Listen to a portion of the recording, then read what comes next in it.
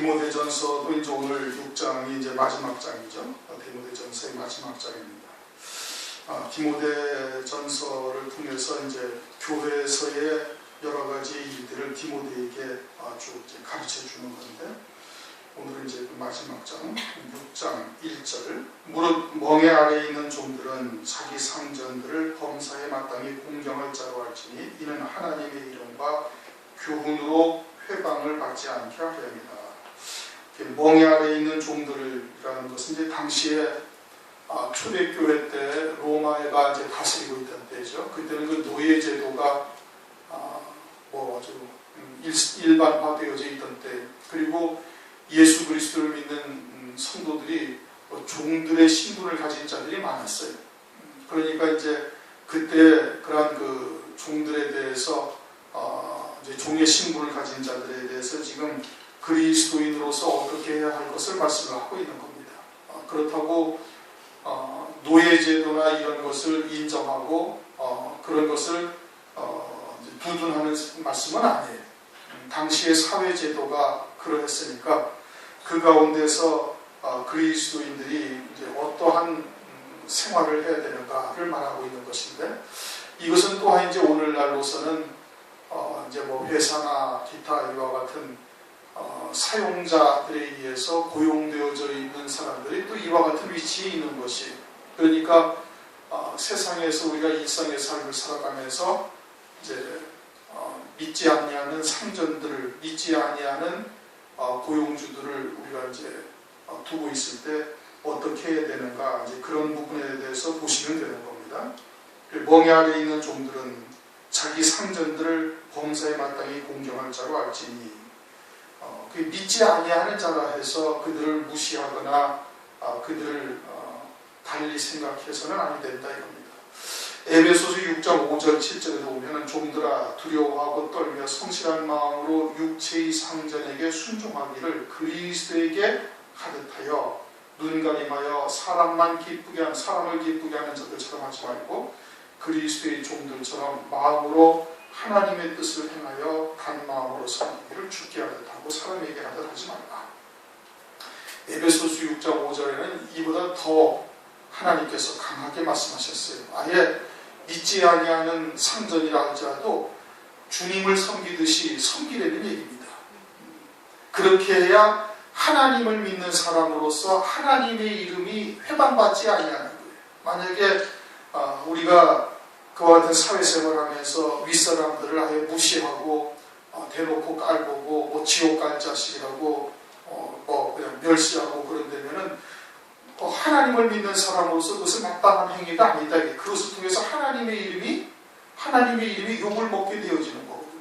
그러니까 하나님의 이름이 우선 회방을 받지 않아야 되고, 나를 통해서, 그러니까 하나님을 믿는 믿음의 사람이 어떠한 모습을 보이는가에 따라서 하나님의 이름이 영광받기도 하고 하나님의 이름이 욕을 먹기도 하는 거예요. 그러니까 그러한 믿지 아니하는 상전이라 할지라도 아주 그리스도를 섬기듯이 섬기라. 그리고 또 하나님의 교훈으로 회방받지 않게 하게 됩니다. 하나님의 교훈으로 회방받지 않는다는 것은 나를 향하신 하나님의 뜻이 그와 같은 믿지 아니하는 상전들도 역시 하나님께서 주권자가 되셔서 두신 것이거든요. 그리고 그들을 통해서라도 그들 가운데 있으면서 나를 통해서 하나님께서 이루신 뜻이 있는 거예요. 하나님의 교훈이 회방받지 않게 하려면 그 뜻이 그대로 이루어지도록 하나님께서 은혜를 베푸신 것이다 이겁니다. 믿지 아니하는 상전일지라도 그러니까 어떻게 해야 돼? 하나님을 섬기듯이 섬기라 이겁니다. 순종하라는 얘기죠. 2절은 믿는 상전을 말합니다. 믿는 상전이 있는 자들은 그 상전을 형제라고 경히 여기지 말고 같은 그리스도인이라고 생각해서 이것도 이해하겠지 저것도 이해하겠지 라고 생각해서는 또 더더군다나 안 된다 이겁니다. 그래서 경히 여기지 말고 가볍게 여기지 말고 더 잘 섬기게 하고 오히려 더 잘 섬기라는 거예요. 왜 그러냐? 이는 유익을 받는 자들이, 즉 유익을 받는 자들은 것은 내가 그 사람 밑에서 일을 함으로 그 사람이 나를 통해서 유익을 얻게 되어지는 것이죠. 유익을 얻게 되는데 그런 유익을 받는 자들이 믿는 자요, 하나님을 믿는 자요, 사랑을 받는 자요, 하나님의 사랑을 받고 있는 자다 이겁니다. 그러니까 어떻게 해야? 더 열심히 아주 주를 섬기듯이 그렇게 섬겨야 한다. 이제 이렇게 지금 말씀을 하고 있는 겁니다. 우리가 주기도문을 보면은 하나님의 이름이 거룩히 여김을 받으시오며 이렇게 우리가 기도하지 않습니까? 여기 나를 통해서 하나님의 이름이 영광을 받으셔야 되는 거예요. 거룩히 여기심을 받아야 되는 거예요. 그건 믿는 자든 믿지 아니하는 자들 다 마찬가지인 겁니다. 직분을 받은 자들이라면 직분을 가진 자, 특히 주의 종들이나 또는 교회의 직분을 받은 자들은 이방 사람들에게서도 세상 사람들에게서도 칭찬을 듣는 자가 되어야 되는 거예요. 그러니 믿는 자나 믿지 아니하는 상전을 두었을 때 그들에게 어떻게 해야 될 것인가, 이제 이것을 쭉 지금 말씀을 하고 있는 겁니다.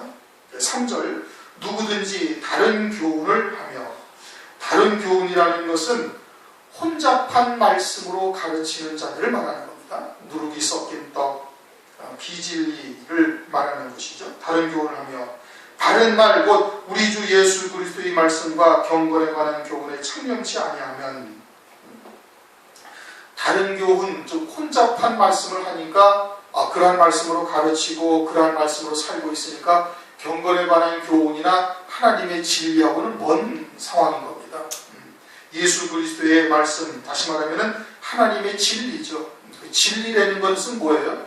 진리라는 것은 우리가 육신을 입고 사는 이 짧은 인생의 기간 동안에 풀과 같고 풀의 꽃과 같은 기간밖에 되지 않는 것 아니겠습니까? 아침 안개와 같다. 성경은 그렇게 말씀하시잖아요. 그 기간 동안에 영원히 누릴 영생의 복을 예비케 하는 말씀이 그게 진리예요. 경건에 관한 교훈이라는 것도 역시 마찬가지잖아요. 우리가 3장에서 16절에 말씀하고 있지만 경건의 비밀이 뭐냐? 그건 육신으로 나타난 바 되시고 영으로 의롭다 하심을 입은 것이 그게 경건의 비밀이에요. 하나님의 아들의 영으로서 우리가 육신을 입고 이 땅에 왔지만은 그러나 예수 그리스도를 믿고 성령을 우리에게 부어주셔서 성령으로 말미암아 하나님 앞에서 나중에 장차 의롭다 하심을 입게 된다 이겁니다. 그것이 경건의 비밀이에요. 그러니까 육으로 살지 아니하고 어떻게 살아야 돼? 영으로 살아야 되는 것이고 행함으로 사는 것이 아니라 믿음으로 살아야 되는 것이고 땅에 속한 자가 아니라 하늘에 속한 자로 살아가야 되는 거예요. 이게 경건의 비밀을 깨달은 자라면 당연히 그렇게 살아가는 겁니다. 믿음으로 사는 것이고 하늘에 속한 자로 성령으로 열매 맺어 믿음으로 사는 것이죠. 그래서 주님이 그것을 친히 보여주신 거예요. 육체로 이 땅에 오셔가지고 영으로 의롭다함을 받았다. 성령으로 의롭다 하심을 받은 거예요. 부활하심으로 말미암아서 하나님 앞에 의롭다 하심을 받았다. 그러한 경건에 관한 교훈에 아주 전심전력 창념치 아니하는 자, 창념치 아니하는 다른 교훈으로 살면서 그렇게 경건에 관한 교훈과 진리의 말씀에 아주 전심전력으로 달려가지 아니하는 자는 어떠한 자냐? 4절, 저는 교만하여 아무것도 알지 못하다. 하나님의 백성으로서 이 땅에 와서 하나님의 뜻을 무시하는 자이니 이게 뭐예요? 그게 교만인 겁니다. 진리를 들어도 진리의 말씀을 무시해버리는 자, 이게 뭐예요? 영적으로 교만한 거예요. 자기가 살아있기 때문에 그러는 겁니다. 영적으로 교만한 것이요. 아무것도 알지 못하고 하나님의 뜻, 진리를 전혀 무시해버리니 하나님의 뜻을 알지 못하는 것, 하나님을 알지 못하는 것이고 하나님을 알지 못한다면 온 세상을 다 아무것도 모르는 겁니다. 천지와 만물을 왜 두셨어요? 하나님께서? 하나님의 자녀들로 하여금 이 땅에서 잠시 사는 육신을 입고 사는 동안 영생의 열매 맺게 하시기 위해서 천지 만물을 다 두신 거예요.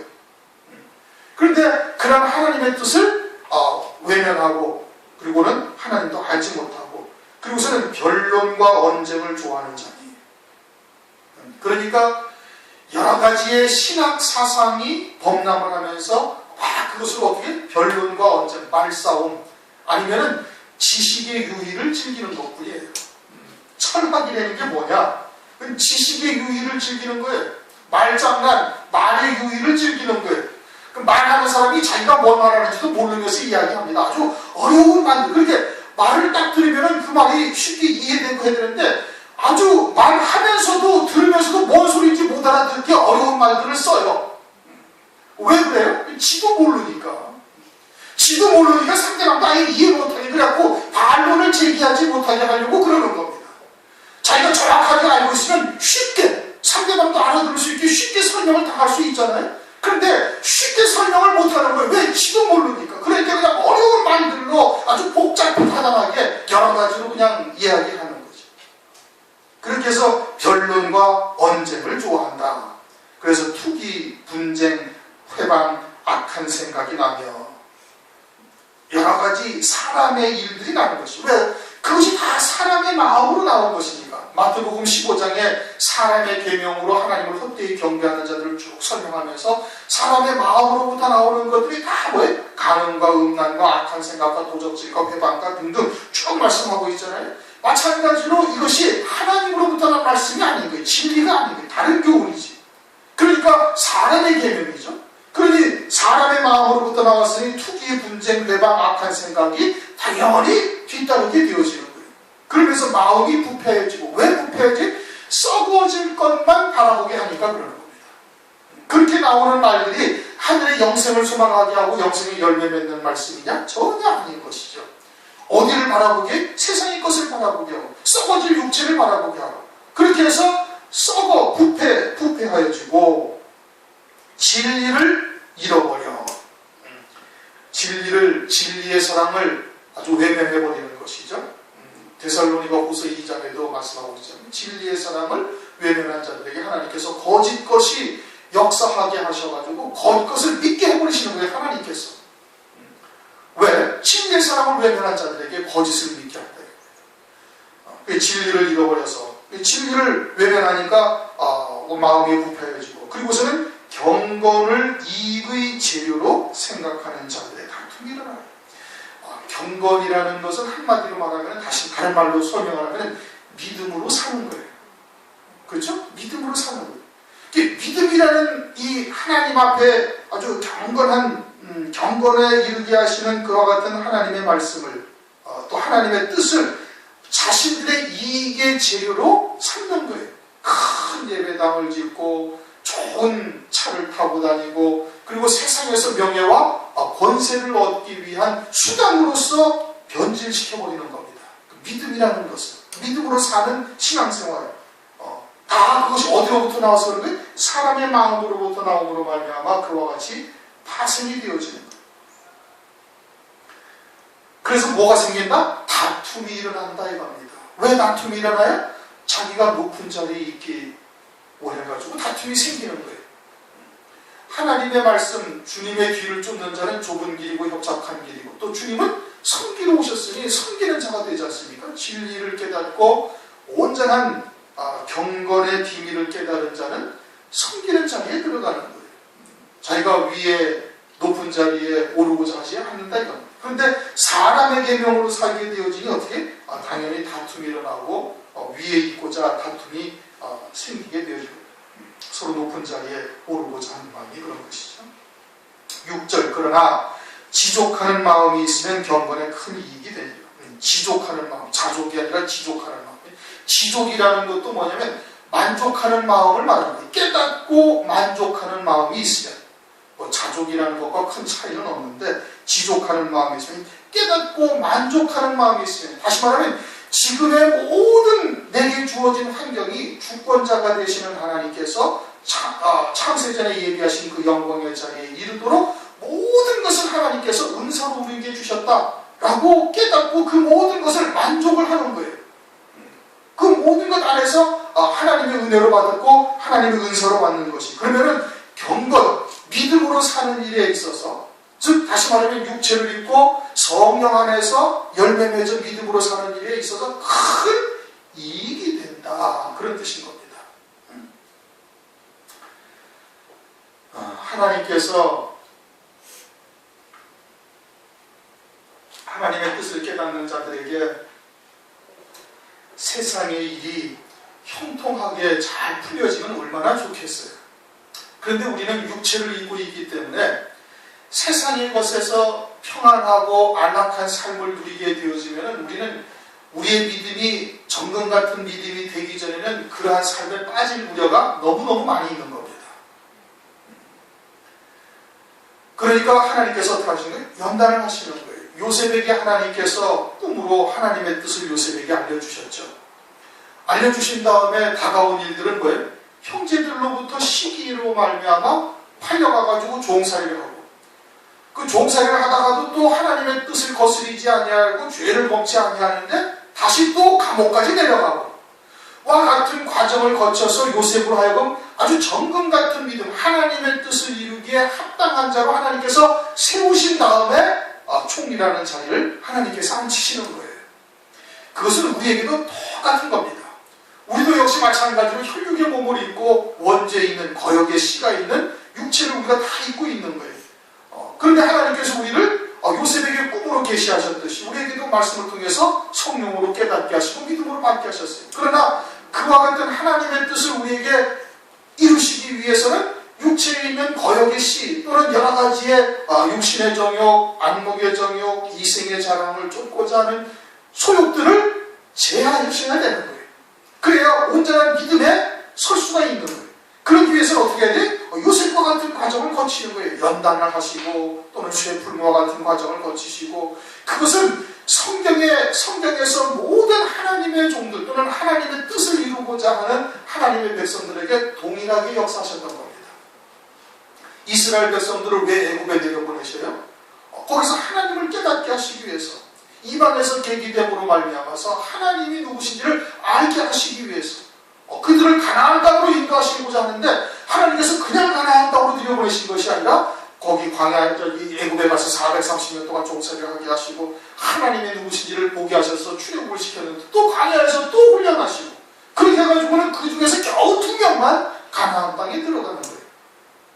그와 같은 믿음과 또는 연단의 과정, 쇠풀무와 같은 훈련의 과정을 믿음으로써 잘 이겨낸 자들이 그와 같은 자리에 들어가는 것이죠. 마찬가지로 요셉도 그랬고 야곱도 그랬고 아브라함은 그러지 않았나요? 아브라함도 그러한 거예요. 모든 믿음의 선진들이 다 그와 같은 과정을 다 겪었다 이겁니다.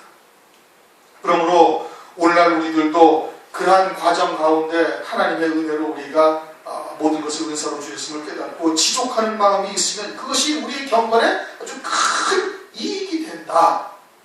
당연한 말씀입니다.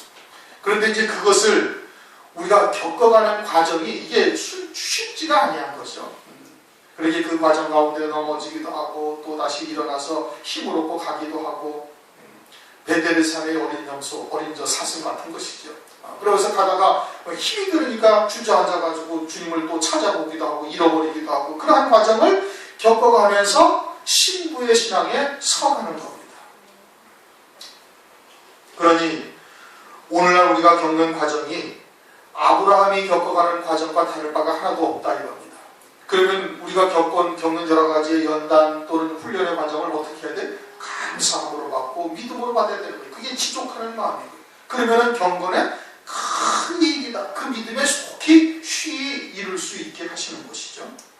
7절, 우리가 세상에 아무것도 가지고 온 것이 없음에 또한 아무것도 가지고 가지 못하리니. 당연한 말씀이에요. 그렇죠?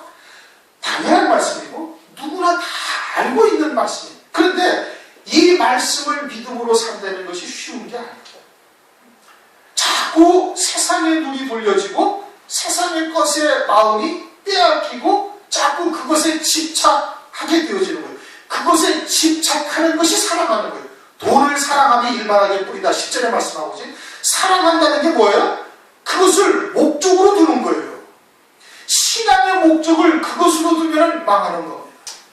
우리는 그렇지 않겠지만은 혹여라도 그것이 우리의 신앙의 목적이 되어져 있으면 안 되는 거예요. 그건 우리가 영생의 열매 맺는데 하나의 도구일 뿐이에요. 도구로 쓰인다는 거예요. 우리도 돈 없으면 쌀 못 사요. 그렇죠? 옷 못 사 입어요. 필요하다 이겁니다. 그러나 그것이 우리의 신앙의 목적이 되어져 있으면 안 돼요. 그것을 쌓아놓고자 한다면 안 되는 거예요. 우리가 올 때도 뭐 가져왔어요? 아무것도 안 가져왔어요. 하나님의 창세기 1장, 2장 에덴 동산을 짓고 사람을 지으실 때 모든 만물들을 다 지으신 다음에 사람을 두셨어요. 그렇죠? 마찬가지로 하나님께서 우리를 이 땅에 빈손으로 보내셨지만 모든 것을 다 예비해 놓으셨다 이겁니다. 그리고 하나님께서 필요하신 대로 또 하나님의 뜻을 이루시고자 하는 그 목적에 따라서 우리에게 주시는 거예요. 은사로 베풀어 주시는 거예요. 우리가 노력을 해서 얻는 것이 아니라 하나님께서 예비하셨다가 우리에게 다 주시는 거다 이겁니다. 그러니 그것을 위해서 또는 그것을 쌓아놓기 위해서 그것을 목적으로 삼고 살아서는 안 되는 거예요. 가져갈 때 하나님 나라 갈 때 그거 가져가는 사람 있습니까? 아무도 못 가져. 10원짜리 한 장 못 가져가는 거예요. 아무 소용이 없는 거예요. 그런데 그건 죽을 때까지 거기에다 집착을 갖고 그것을 위한 삶을 살다가 그리고서는 끝난다 이겁니다. 다 어떤 거예요? 다 헛것이 되는 거예요. 우리가 올 때도 빈손 들고 왔고 갈 때도 아무것도 가져가지는 못하는 거예요. 단지 우리가 이 땅에 살아가는 동안 그 많은 것들 하나님께서 허용하셔서 그것으로 하늘나라의 영생의 열매 맺도록 하나님께서 하시는 겁니다. 욥도 똑같은 얘기를 했어요. 욥기서 1장 21절 내가 모태에서 적신으로 나와 싸운즉 또한 적신으로 그리로 돌아가올지라 주신 자도 여호와시요 취하신 자도 여호와시니 여호와의 이름이 찬송을 받을지어다. 하늘 세계를 욥이 바라보고 있는 거예요. 하늘나라를 바라보고 있으니까 이러한 고백을 할 수가 있다 이겁니다. 그러니 우리가 이 세상에 보내심을 받은 하나님의 뜻이 무엇인지를 정확하게 깨달아야 되는 것이고 거기에서 한치의 흔들림도 있어서는 아니 되는 겁니다. 8절 우리가 먹을 것과 입을 것이 있은즉 족한 줄로 할 것이니라. 먹을 것과 입을 것이 있으면 그것으로 족한 줄로 알라 이겁니다. 그런데 왜 욕심이 생겨요? 세상을 바라보니까 그런 거예요. 왜 세상을 바라봐요? 육신에 속한 부분으로 인해서 세상을 자꾸 바라보는 거예요. 그래서 육에 속해 있으니까 세상의 것이 가치 기준이 되는 거예요. 자꾸 눈에 보이는 것이 가치 기준이 되어서 그것을 바라보게 되고 그것을 사랑하게 되고 그것을 목적으로 삼게 되어지는 겁니다. 그 하박국은 어떻게 고백했어요?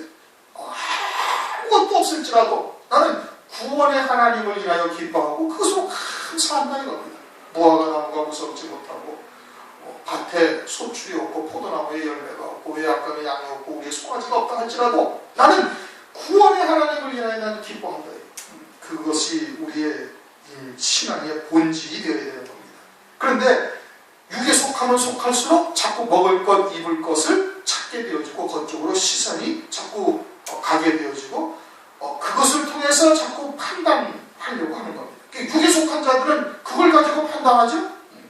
얼마나 큰 교회냐, 얼마나 많은 재물과 권세를 가지고 있느냐, 그걸 가지고서 하나님이 함께 하시냐, 함께 하지 아니하시냐로 걔네들은 판단을 한다 이겁니다.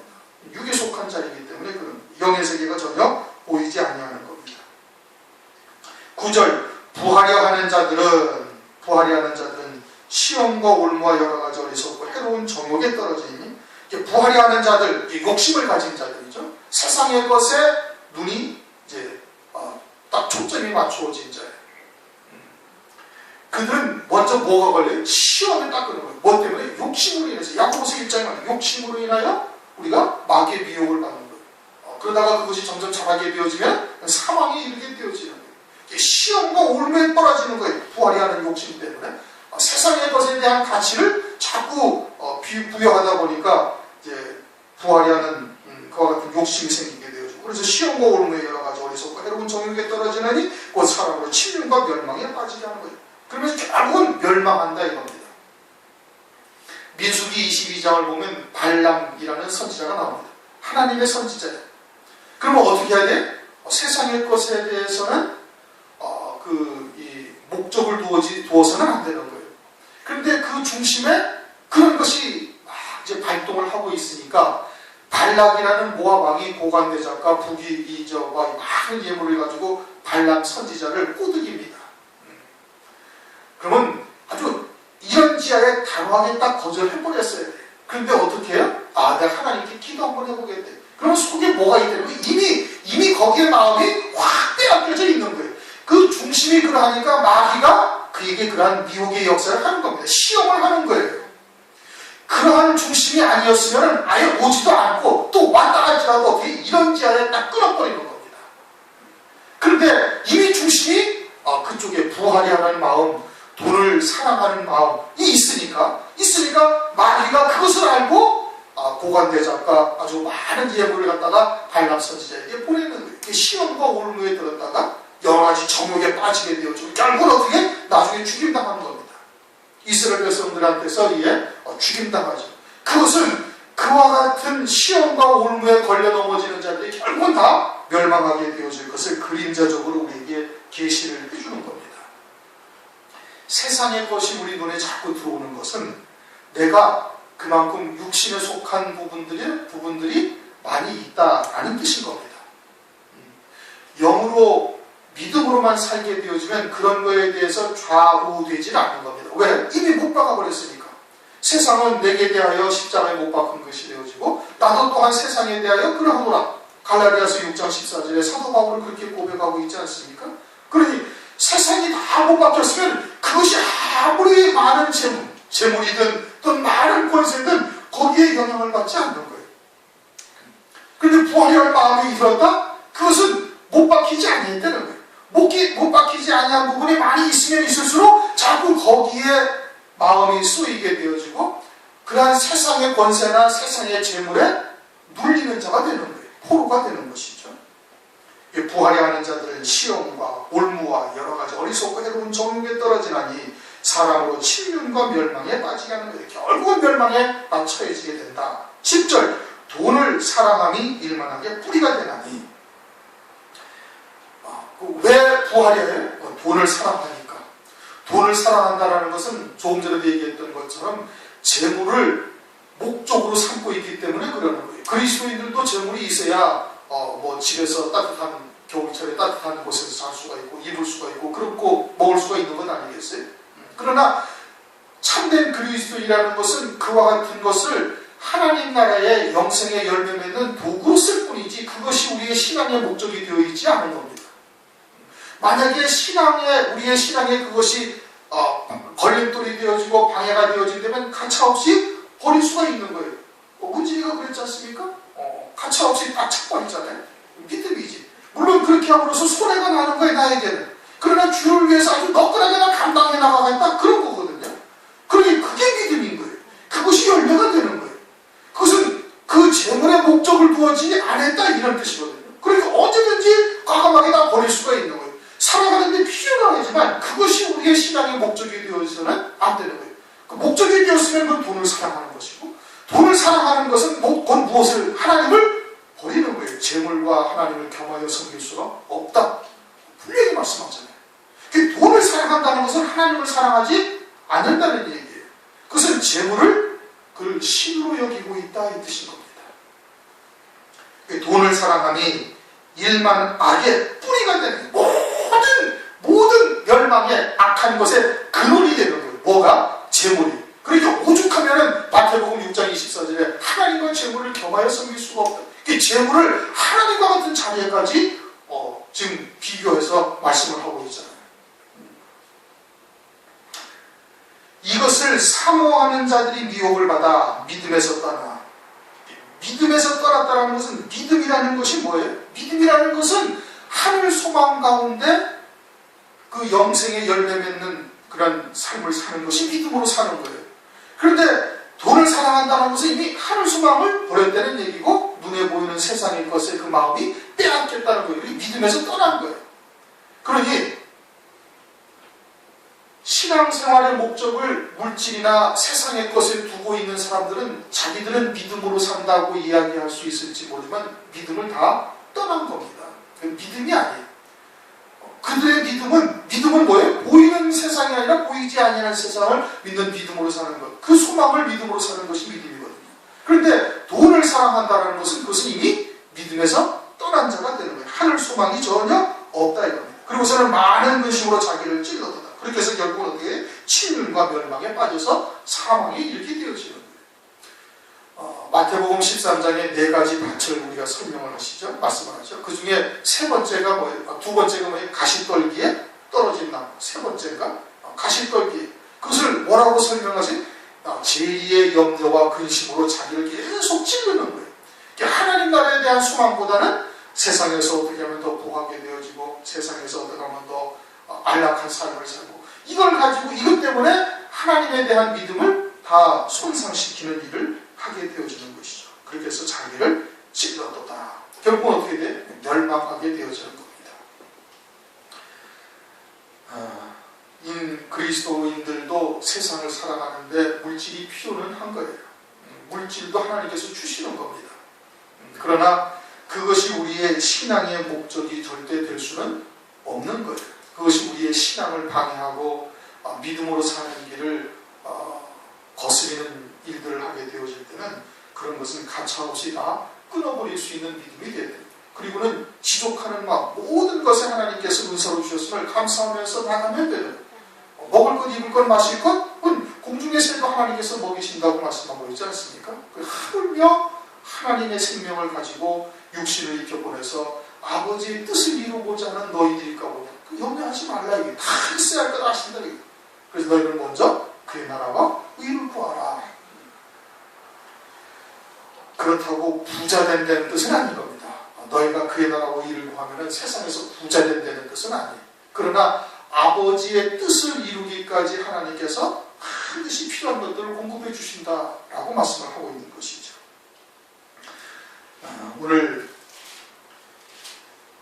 6절부터 이하는 그와 같은 6절 이하부터는 이제 그런 내용이 주를 이루는 것이고, 그 이전에는 3절, 4절은 혼잡된 말씀으로 사는 자들을 말하는 겁니다. 혼잡된 말씀으로 살리니까 당연히 세상의 것에 그 마음이 빼앗기게 되어집니다. 그러면 경건을 전혀 경건에 대한 교훈에 참여치 못하는 자가 되어지는 겁니다. 1절, 2절은 이제 세상에서 우리가 그리스도인들이 어떻게 살아야 할 것인가, 이것을 지금 말씀하는 것이고, 그러한 내용들을 지금 결론적으로 쭉 말씀을 하고 있는 겁니다. 이제 우리 교회 성도들이야 재물이 신앙의 목적이 되어 있지는 않죠. 그것을 위해서 예배를 드리고 그것을 위해서 11조와 감사의 예배를 드리거나 이러지는 않습니다. 그러나 이제 고난이 심해지고 또는 어떤 연단의 과정이 길게 지속이 되고 그러다 보면 때로는 잠시 그런 낙심 또는 난망을 할 때가 있죠. 그러나 그러한 것을 어떻게 이길 수가 있는가? 그것은 믿음으로 이기는 겁니다. 아주 간단해요. 답은 아주 간단합니다. 그런데 그 믿음으로 산다는 것이 그게 쉬운 것 같지만은 결코 쉬운 일이 아닌 것이죠. 그러니까 이제 많은 시간과 또는 그 과정들이 우리에게 필요한 겁니다. 끝까지 승리해서 남은 자가 될 수 있기를 주님의 이름으로 축원합니다. 통성으로 잡시 기도하시겠습니다.